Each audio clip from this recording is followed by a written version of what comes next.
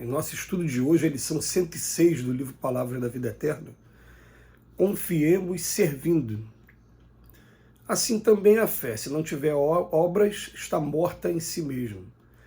Palavra de Tiago, na sua epístola, capítulo 2, versículo 17. Asseguras o mérito da semente, valorizando-lhe as qualidades, mas se alguém foge de plantá-la, todo o teu esforço verbal terá sido vão. Gabas-te de possuir primorosos talentos artísticos. No entanto, se não trabalhas por expressá-los, descerás fatalmente ao ridículo diante dos que te ouvem. Esboças valioso projeto para o levantamento de largo edifício, entretanto, se não promoves a construção, os teus planos, por mais belos, estarão relegados ao mofo.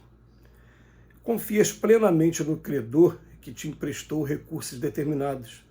Todavia, se não pagas a dívida, serás levado à insolvência. Apregoas as vantagens de certa máquina, mas se ninguém lhe experimenta os mecanismos na atividade, o engenho, por mais precioso, acabará esquecido por traste inútil. Assim também nos assuntos da alma. Em verdade, reverenciamos a providência divina, depositamos em Cristo a nossa esperança, admiramos a virtude e acreditamos na força do bem. Contudo, se nada realizamos na esfera das boas obras, a nossa fé pode ser vigorosa e resplendente, mas não adianta. Emmanuel hoje utiliza algumas figuras umas telas mentais, figuras de comparação, primeiro mexendo com o lado material para dizer também sobre o lado espiritual. A gente vai aprender isso, que a realização material ela tem uma importância muito grande na evolução dos espíritos, porque quando a gente começa a ter o gosto de realizar os nossos sonhos no campo material, daqui a pouco a gente começa a descobrir que a gente também tem essa capacidade de realizar os nossos sonhos no campo espiritual, nas conquistas, na reforma íntima, enfim. Então o que acontece? Ele vem pegando aqui 5 parágrafos, né, de comparação. Ele fala assim, tem o mérito da semente, a gente valoriza as qualidades, mas se a gente não plantar a semente, o que vai acontecer? Ela vai secar, vai ser jogada fora. Depois ele fala vários talentos artísticos que a pessoa traz, talento para música, talento para poesia, talento para pintura, talento para arquitetura. Mas se eu não trabalho por expressá-los, eu vou ficar no ridículo diante daqueles que me ouvem. É até interessante isso, né? Porque a pessoa, por que ele está falando no ridículo? Porque eu sou muito bom, mas cadê sua obra? Não tem, então não tem o que mostrar. Esse aqui é o ridículo que ele fala. Depois ele vem falar, você prepara as sapatas de uma edificação qualquer, você começa a fazer as primeiras edificações e de repente abandona aquela obra no meio do caminho.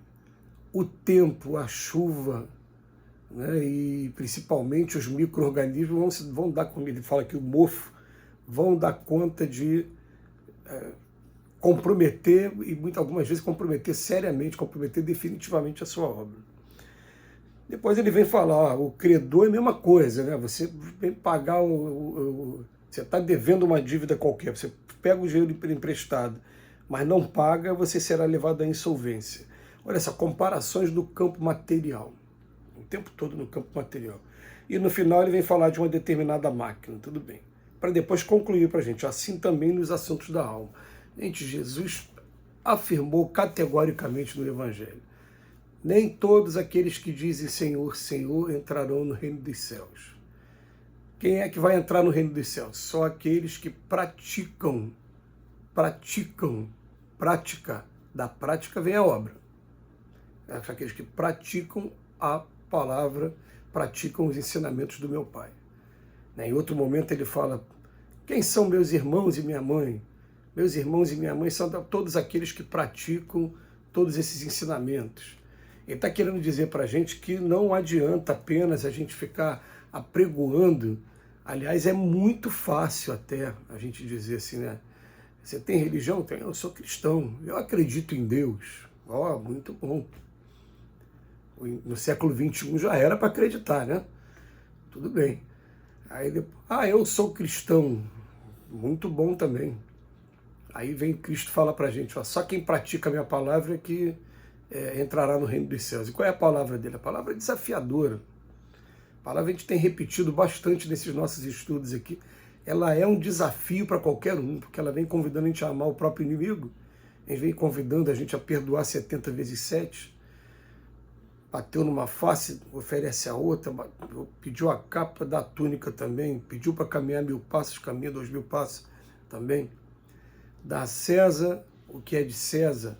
São conceitos que são muito, carrega a tua cruz e segue-me. São muito desafiadores para a gente. Então, o pessoal fala assim, né? Ah, eu sou cristão, eu acredito em Deus, eu acredito em Jesus. É engraçado até a gente parar para pensar, porque as pessoas falam mais por convenção social, talvez até por medo, por modismo.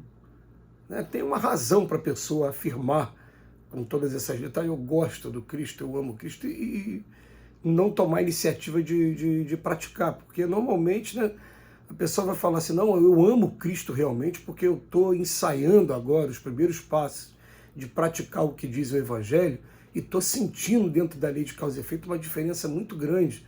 Parece que uma coisa em mim, né, a autoestima, mostrando, dessa vez estamos tomando o caminho correto e a gente começa a se sentir bem. Então, é por esse motivo que eu amo Cristo. Agora, a gente estava um dia analisando sobre isso, né?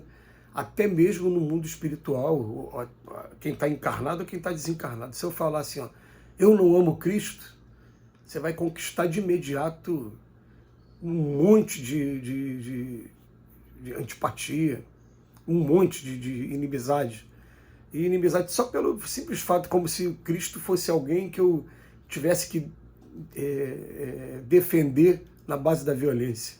Né? É assim que acontece aqui na Terra. E aquela pessoa não gosta do Cristo, não. Aí você gosta?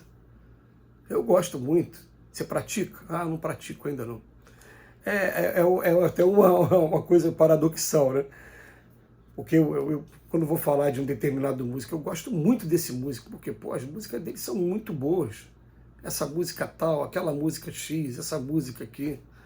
E eu como músico principalmente, ó, eu gosto tanto que eu aprendi a tocar aí. Essa música, aquela, gostei tanto dessa. Enfim, isso é gostar muito, é amar muito, confiar servindo. Né? Então ele fala assim também nos assuntos da alma. Em verdade, a gente reverencia a Deus, a gente deposita em Cristo a nossa esperança. O problema na Terra ainda é hoje o mesmo problema de 2000 anos atrás. As pessoas não procuram o Cristo como uma maneira de reforma íntima, uma maneira de autoconhecimento. Não procura. Procura um Cristo para alívio das dores. Então, você vai ver assim, vamos parar para fazer uma análise da gente mesmo.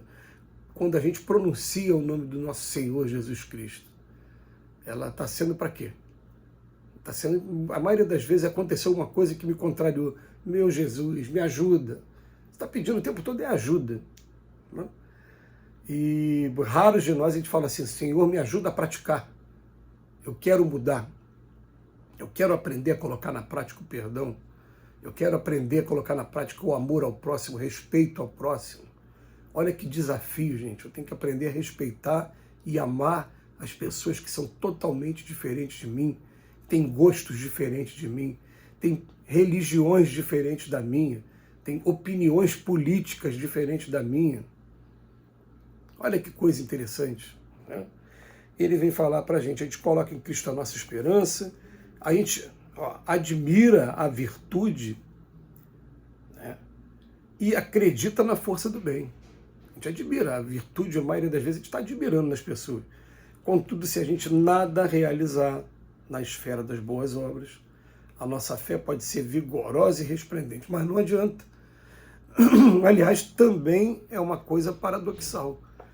Como é que a gente vai ter tanta fé e aquela fé vai ficar estagnando a gente?